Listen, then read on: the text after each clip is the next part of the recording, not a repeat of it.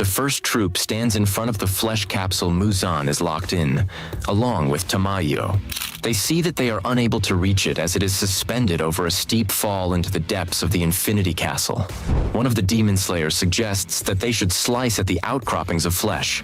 However, he is interrupted by Muzan bursting out of the capsule. The demon kills the entire first troop in seconds. Korea reiterates his orders for the troop to maintain its distance, as they would only serve as food for Muzan to recover. The crow's warnings are wasted, however, as the entire troop has already been killed by Muzan, who also strikes at the crow, beheading it in one stroke. Muzan says that when one lives for 1,000 years, they lose the feeling of enjoying the taste of their food, but now that he was hungry, he found the taste of his victims to be incredibly delicious.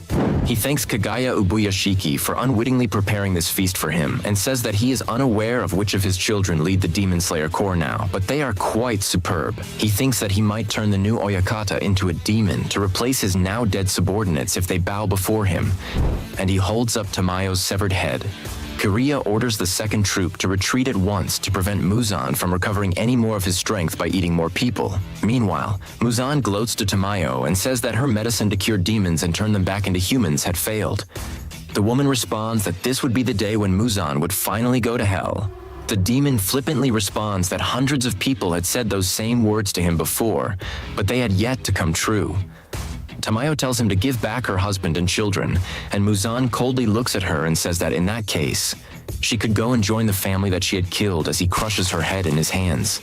Elsewhere in the Infinity Castle, Yushiro immediately falls to the ground while running, tearing up on the floor and gritting his teeth in rage at Tamayo's death. Muzan swiftly makes short work of the second troop as well, slicing through them all in one move as Kiria orders them to fall back, asking where the other Hashira are.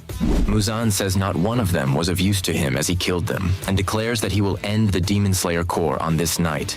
Kiria Ubuyashiki panics and regrets the great loss of life among the Demon Slayers who had been slain by the newly reawakened Muzan, blaming himself for the failure.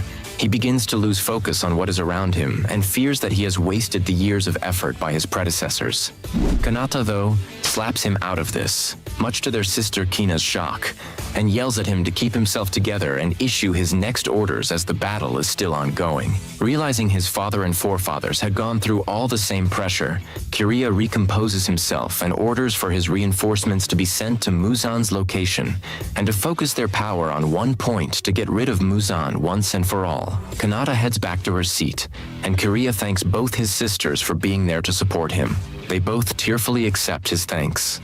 A crow announces to the other Demon Slayers that Muzan has been revived and passes on Kiria's orders for the other Hashira to gather immediately. Mitsuri is shocked to hear the news, as Obanai curses the fact that he and Mitsuri are being held back by Nakime, while the others had already slain the upper-ranked demons, even at the cost of Moshiro and Genya's lives. Mitsuri is confused at the order they have received and wonders if that means they should mess with the other Hashira and leave Nakime alone. Meanwhile, Muzan, who is standing amidst the corpses of all the Demon Slayers he had killed, suddenly teleports into a large room with Tanjiro and Giyu joining him. Tanjiro is shocked to see the demon, and his mind floods with memories of his family's murder, Nezuko as a demon, and all of his fallen comrades. Enraged, he grips his sword tightly and looks fiercely at Muzan, but Giyu tells him to calm himself down. Muzan begins to speak to them, saying that their persistence sickened him to the bottom of his heart. Continuing, the demon says that the Demon Slayers always talked about avenging their families or friends, believing that instead, they themselves should just be thankful for the fact that they had not died, and simply go back to the way they used to live their lives. Tanjiro is shocked at these words. Muzan compares himself to a natural disaster, saying that no one seeks vengeance on earthquakes or storms when they kill people. Concluding, he says that the dead cannot be brought back to life and that they should all just go back to earning their daily wages. He says that most humans do that, and the only reason that Demon Slayers did not do the same was because they were a bunch of deviants, and he was sick of dealing with deviants. Muzan says that he is the only one who truly wants the state of affairs to come to an end. Tanjiro comes to a boiling point and says, with calm, seething rage, that Muzan is a being that should not be allowed to exist. As Tanjiro stares down Muzan, the young Demon Slayer notes to himself how this is the first time he has ever felt such sheer rage at any living being. Knowing that the Demon Lord will not be defeated by simply cutting off his head, they will have to drag him out into the sun to truly be rid of him for good. Aiming to stall Muzan and buy enough time for the other Demon Slayers to join them, Tanjiro resolves to gather any information from the skirmish that could prove useful to tell the others and make the task easier for all of them. Muzan suddenly swings his tubes at both Tanjiro and Giyu, but the Demon Slayers are able to dodge the attack. Giyu just barely blocks the attack with a water-breathing 11th form, Dead Calm, noting the speed of the attacks, and also that the tubes are as sharp as swords. Tanjiro is entirely unable to keep up with the attacks and dodges them on pure instinct, but still attempts to get through the tubes closer to Muzan. He manages to do so, but before he is able to attack Muzan, the demon slices at him and manages to cut his eye. Giyu comes in close to scoop Tanjiro up and away from Muzan, warning the boy not to get too close, saying that Muzan is far stronger than an upper rank. Muzan asks if 3 Hashira are really enough to accomplish this task. The Count takes Giyu and Tanjiro by surprise as Muzan continues, saying that Obanai and Mitsuri had already been killed by his subordinate Nakime, as he had seen through her eyes. The Demon Slayers dodge another wave of attacks from Muzan, and Tanjiro urges himself not to become a burden now that he has lost an eye, attempting to use his sense of smell to keep up. Tanjiro is shocked as he finds that Muzan's attacks are so fast he is unable to even smell them, finding himself unable to keep up his breaths. Tanjiro's new blind spot gives him a harsh reminder of its existence as he smacks into a wall on his right side. Giyu calls out to the boy as Muzan launches attacks his way. Suddenly, Mitsuri bursts into the scene by breaking through the wall behind Muzan, and both the demon and Giyu look on in shock at the fact that she is still alive. Unleashing a love-breathing 6th form, cat-legged winds of love. Mitsuri looks on dumbfounded as Muzan shrugs off the attack with ease and doesn't even take a scratch from it.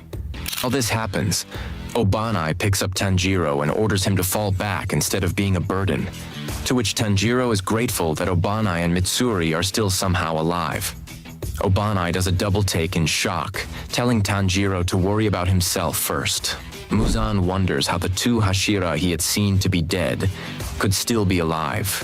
He yells Nakime's name, asking what is going on, and Yushiro responds, saying that he is controlling her right now. The castle begins to shake violently as Yushiro yells with tears in his eyes that Muzan had committed the gravest sin in the world by killing Tamayo, and declares that he will wipe the Demon Lord from the face of the world. The Hashira battle Muzan, but the site of their battle repeatedly changes within the Infinity Castle, causing Mitsuri to get dizzy. Muzan smiles at them, and the love Hashira cowers in fear, wishing for Guillaume to arrive and aid them. She says that Yushiro's plan to have them pretend to be dead is now in shambles. Flashing back to Yushiro explaining his plan to her, Mitsuri recalls how the demon told her to cooperate with him if she wasn't an idiot.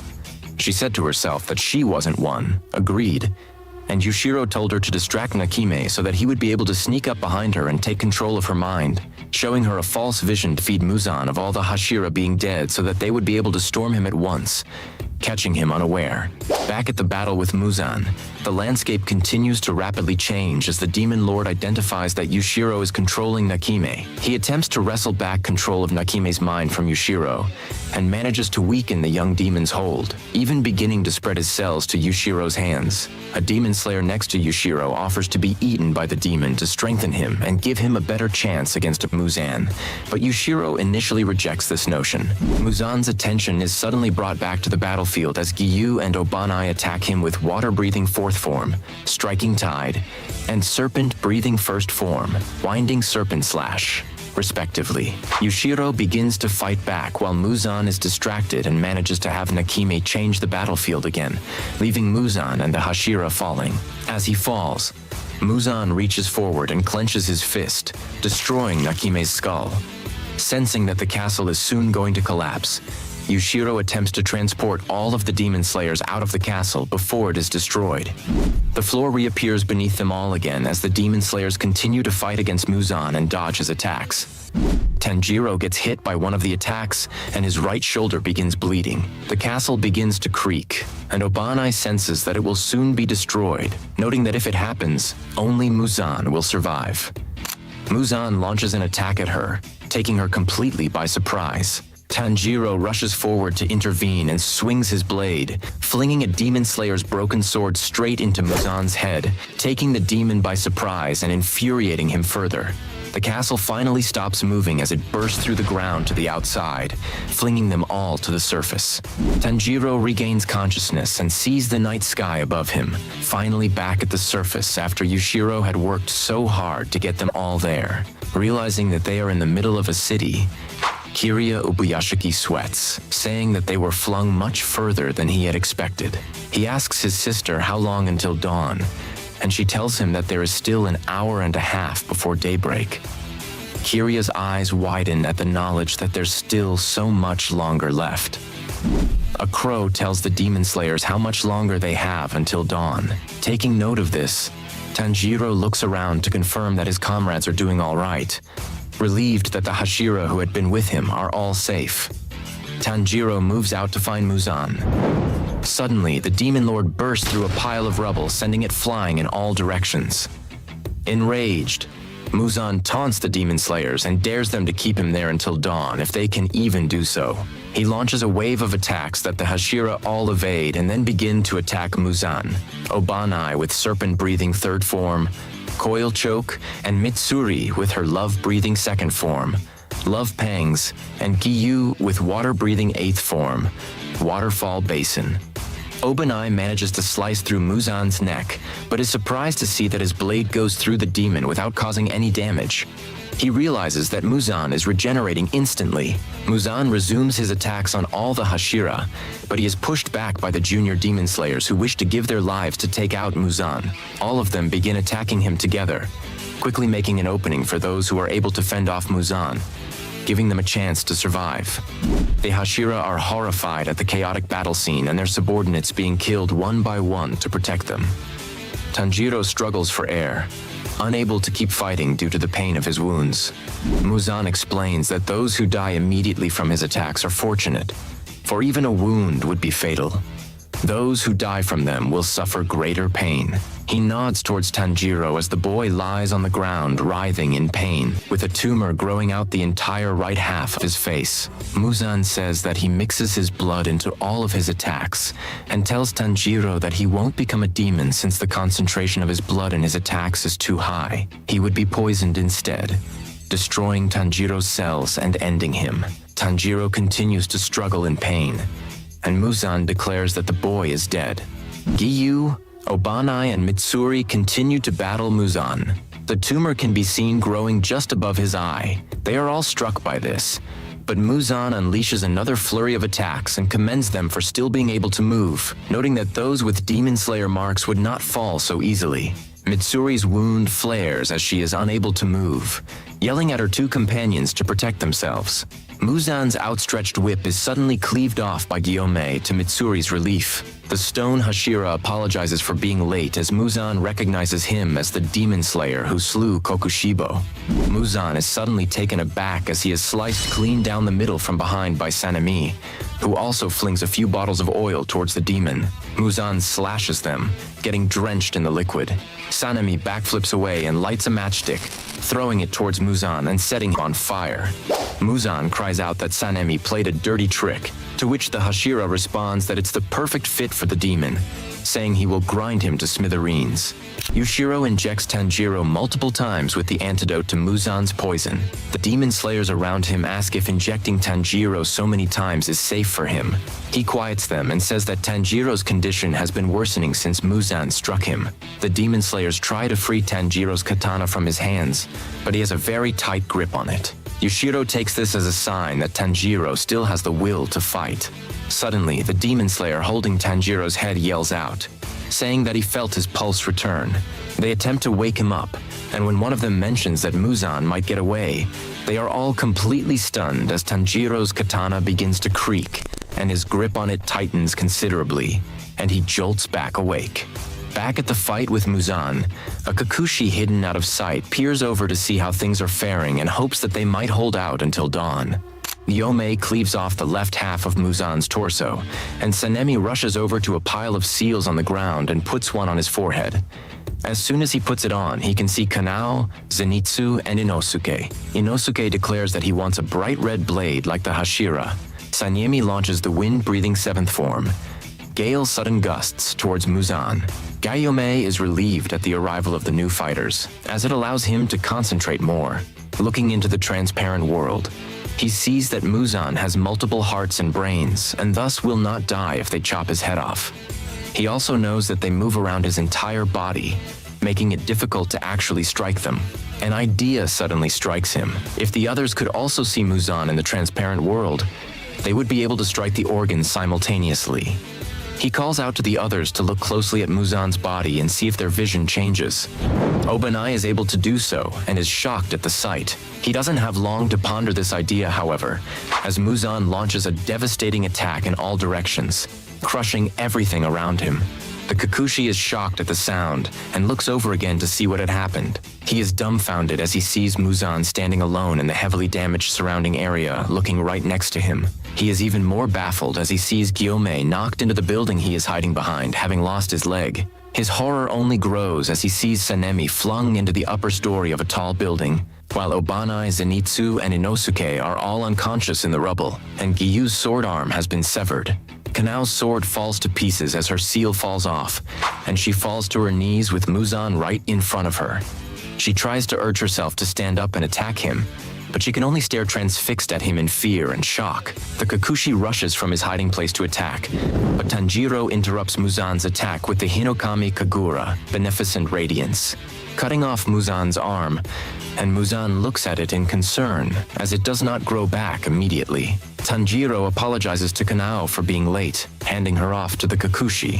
He turns to face Muzan, who says that the boy looks positively awful and taunts him, saying that in his current condition it is difficult to tell who the demon is between the two of them. As he gazes at the boy, Muzan is reminded of Yoriichi and says that he makes his skin crawl.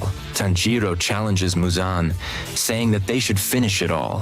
Tanjiro thought about how his understanding drastically changed after seeing the proper forms of the Hinokami Kagura with his own eyes. He noticed wasted movements, variations in the angle of his wrists, differences in footwork, and the intervals between breaths. Tanjiro stands in front of Muzan and thanks Yoriichi for his actions, including sparing Tamayo, whose own works had aided the demon slayers, and for showing his sun breathing, with which Tanjiro could assuredly defeat Muzan. He thinks to himself about how he had pondered over what the 13th form could be, and how he noticed the 1st and 12th forms had similar names, recalling that his father had told him that if he learned to breathe properly, he would be able to dance forever. Tanjiro's suspicions were confirmed when he saw Muzan's current state. Performing all 12th forms sequentially would complete a ring that would result in the 13th form. Tanjiro plans to attack Muzan by connecting all forms together and continuing to strike his brain and heart until dawn. Realizing the gravity of his task, Tanjiro understands how someone such as the Flame Hashira, who spoke with Yoriichi about his fight with Muzan, could lose confidence, believing that he doesn't have Yoriichi or even his own father's skill and unsure of how he would prevent Muzan from escaping as he did against Yoriichi. He asks how he can do something even the great sun breather couldn't do. Steeling himself, Tanjiro resolves to try his best, rallying himself to keep his heart burning. He charges at Muzan, who begins to rapidly attack him as he uses sun breathing. Seeing Tanjiro's attacks reminds Muzan of Yoriichi, and he cries out that he is a ghost. He slashes around so violently that the ground around them cracks into pieces and he lands a hit on Tanjiro, who is pushed back. Meanwhile, Tanjiro notices how Muzan had been able to defeat everyone else. He had 9 whips growing out from his back in addition to his own 2 arms, and he also had 8 even faster whips that grew out of his thighs. Realizing that since the demon could change shape, he needs to stop thinking of Muzan as having a fixed form to avoid being taken by surprise. Tanjiro attempts to combine all the forms to perform the 13th form by using the sun-breathing dance and raging sun, but is thwarted midway during the fire wheel and pushed back yet again. Tanjiro says that he will connect all their forms, as that's how they were designed to be, and resolves to succeed. Muzan notes that living creatures are able to tap into reserves of strength that they are not aware of to escape death. He looks on to see Tanjiro doing the same in an attempt to connect all 12 forms of the sun breathing. Muzan sees that Tanjiro has turned his blade bright red, just as the other Hashira had, but is unconcerned, as he says that the Demon Slayer's attacks are nowhere near as powerful as those of Yoriichi. As the young Demon Slayer connects the sun-breathing Dragon Sun Halo Head Dance and Fire Wheel, he successfully manages to connect 6 of the forms. However, Muzan's organs keep moving within his body, preventing him from attacking. His torso begins to feel fatigued. Tanjiro heaves and slows down, but he keeps telling himself to focus on 1 second at a time while connecting the sun-breathing Fake Rainbow and Burning Bone Summer Sun. Muzan notices that Tanjiro's attacks begin to lose their accuracy and surmises that he will soon lose his red blade as well, saying that he is yet another swordsman who will never live up to Yoriichi. Launching another attack towards Tanjiro, Muzan manages to connect and knock the boy back. Tanjiro coughs up blood, and Muzan whips at him yet again, barely managing to evade it, swiftly regaining his footing.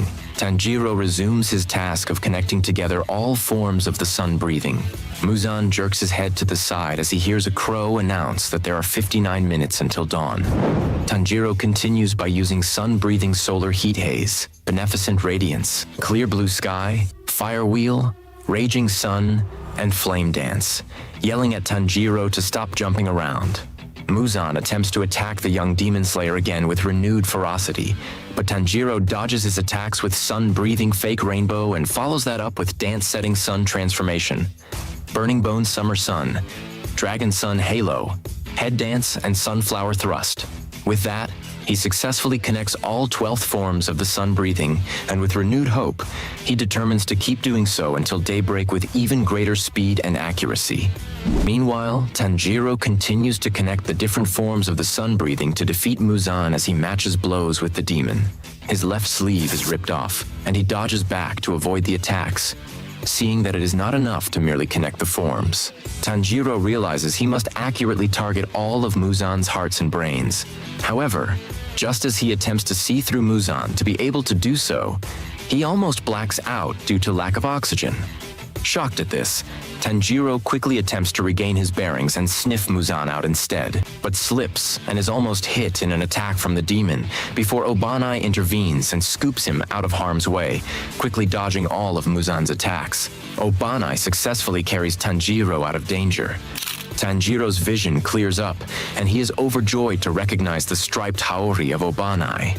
This quickly transforms into horror, though, as he sees that the serpent Hashira's face has been mutilated with slashes across his face and through his eyes. Shocked, Tanjiro asks Obanai if he was injured while saving him, but the Hashira hastily explains that it was during Muzan's attack from before, which had knocked out all of the Hashira.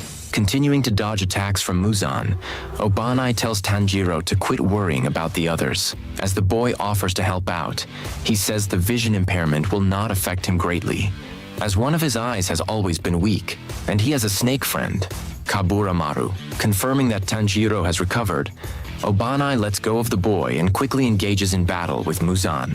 With Kaburamaru's aid, Obanai dodges all of the demon's attacks as the surrounding buildings are destroyed. Tanjiro rushes to use sun breathing again to help split Muzan's attention. Muzan notices that the snake is relaying information to Obanai, allowing the Hashira to dodge attacks. He is infuriated that such a simple animal is able to read through his attacks. Tanjiro and Obanai match Muzan's attacks in tandem, and the demon is further annoyed at being unable to kill such seriously wounded humans. Realizing that it is due to the aging potion, Muzan continues to evade their blows. Tanjiro sees that the demon has gradually gotten weaker, but is barely hanging on himself, trying his best to avoid oxygen deprivation. Resolving to help Obanai, who has helped him so much already, Tanjiro is shocked to see Muzan's body begin to change color as old scars appear all over it. Realizing that these were the wounds Yoriichi gave Muzan so long ago, which the demon was never able to recover from, Tanjiro says that Yoriichi is still showing them the way. Muzan Kibutsuji reminisces about when he first saw Yoriichi, recalling how he had initially thought the swordsman to be weak, as Yorichi exuded no drive or desire to fight him, nor any hatred towards him. Muzan had never expected Yorichi would be able to cut off his head and wound him in such a way that his body, right down to the cells, would continue to hurt as if being hit with sunlight. Muzan continues, saying it was entirely out of the blue, and no one could have expected it. He acknowledges that Yorichi had been the real monster instead of him. Tanjiro rallies himself to take advantage of Muzan's growing exhaustion and newfound weak spots. Noticing that these scars were all moving across the demon's body, Tanjiro concludes that they all mark Muzan's heart and brain. Now, even though he cannot see through Muzan anymore, he can still locate his organs and target them. Trying to figure out a way to help Obanai overcome his visual impairment, Tanjiro decides to give the Hashira one of Yushiro's seals. Suddenly, a crow announces that there are 40 minutes left until dawn. Upon hearing this, Muzan immediately dashes away, leaving the battle in an attempt to secure himself away from sunlight. Tanjiro quickly yells this out to Obanai, who remembers that Muzan is not like a human who would act on emotion, and that he would cling to his life first and foremost. Muzan begins to further the distance between himself and the demon slayers, much to Tanjiro's frustration.